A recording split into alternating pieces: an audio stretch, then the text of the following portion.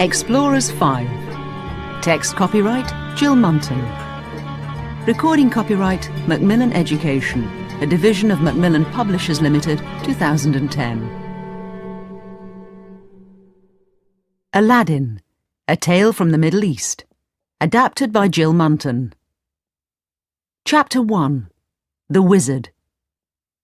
Aladdin was the son of Hassan the tailor. Hassan died when Aladdin was 12, and so the boy lived with his mother. They lived in a little house in the middle of the town. They were very poor. Sometimes Aladdin went to bed without any dinner. Some years after his father's death, Aladdin was playing football in the street with his friends. "Kick it to me, Aladdin," said his friend. Aladdin kicked the ball to his friend, but an old man with a long grey beard caught it. The old man carried the ball to Aladdin. "Good morning," said the old man.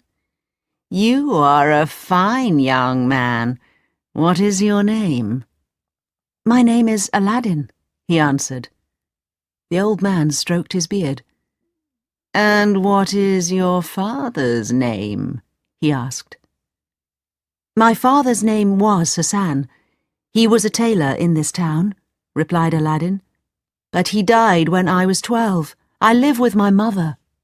"I knew it!" cried the old man. He clapped his hands and laughed. "Hassan the tailor was my brother. You look just like him, with your black hair and your long legs. I am your uncle, Aladdin. Here, take these 2 gold coins. They are a present for your mother. Will you take me to visit her?" "Yes, uncle.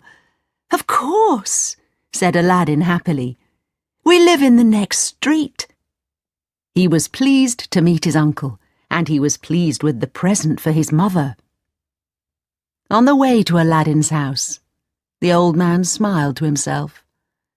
"The silly boy doesn't know that I am really a wizard," he thought.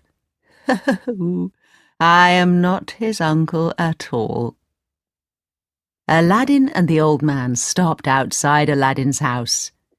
When Aladdin's mother opened the door, he said, "Mother, this man is my uncle. He is my father's brother. He says I look just like my father. And look, he has given us a present, 2 gold coins." Aladdin's mother looked surprised. "Thank you," she said to the old man. "Please, come in and sit down." The man knelt on the floor. "Dear lady," he said, and he suddenly began to cry. "I am so sorry about my poor brother Hassan. I wanted to see him, but now I am too late." Aladdin's mother frowned. "Are you sure you are Hassan's brother?" she asked. "He didn't tell me he had a brother." "That is because I left home when I was very young," the old man replied. "I went all round the world and made a lot of money. I was away for 20 years. I have just come back to this town for the first time to see my family." "Now I understand," said Aladdin's mother. "We are very happy to see you. Will you stay and have some dinner with us? You are very welcome." "Yes, I will. Thank you very much," replied the old man. "Please stay here and talk to Aladdin," she said. "I will go to the market and buy some food. I won't be long." Then she picked up a big shopping basket and left the house. Aladdin and the old man sat and talked. Aladdin told him all about his life with his mother and about his friends. His uncle told him about life in the big city. "I will make you a rich trader one day, Aladdin," he said. When Aladdin's mother came back, she went into the kitchen.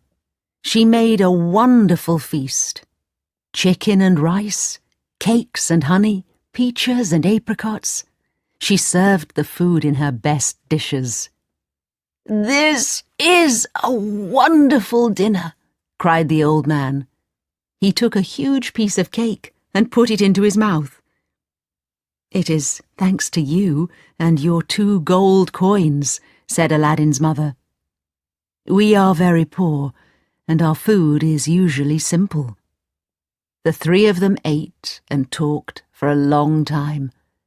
Then the old man stood up. "I must go now," he said.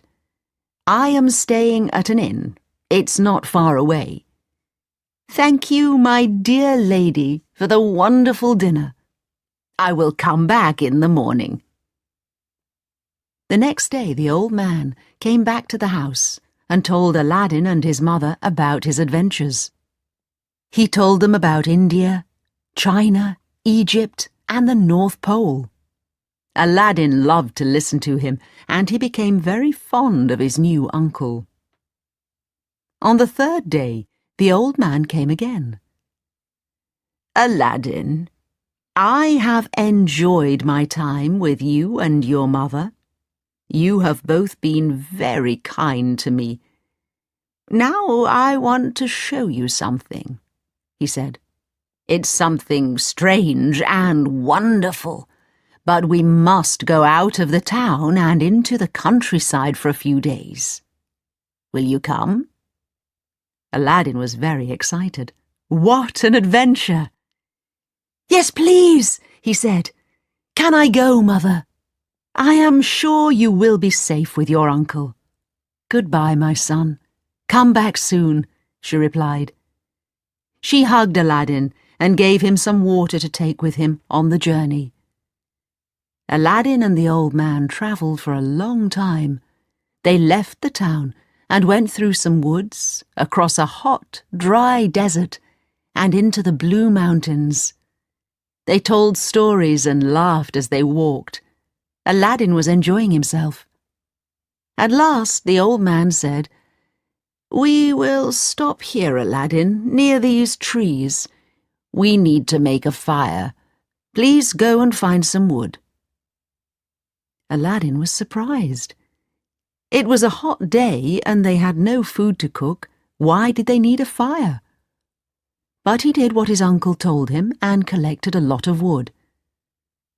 When Aladdin put the wood down, the old man sprinkled some gold powder on top of it. "Abracadabra!" he cried, and he moved his hands over the wood. The fire began to burn. Aladdin was very surprised. What was that powder? What was his uncle doing? Suddenly, red and gold flames came from the fire. They were as high as the trees. Aladdin jumped away from the terrible heat. It was a huge fire. "Abracadabra," said the old man again, and he pointed all his fingers at the flames. The flames lowered straight away, and the fire quickly went out. Then the earth opened suddenly, and a circle of stone appeared. It had a brass ring as a handle. It must be a door, thought Aladdin. He was very afraid now. What was his uncle going to show him?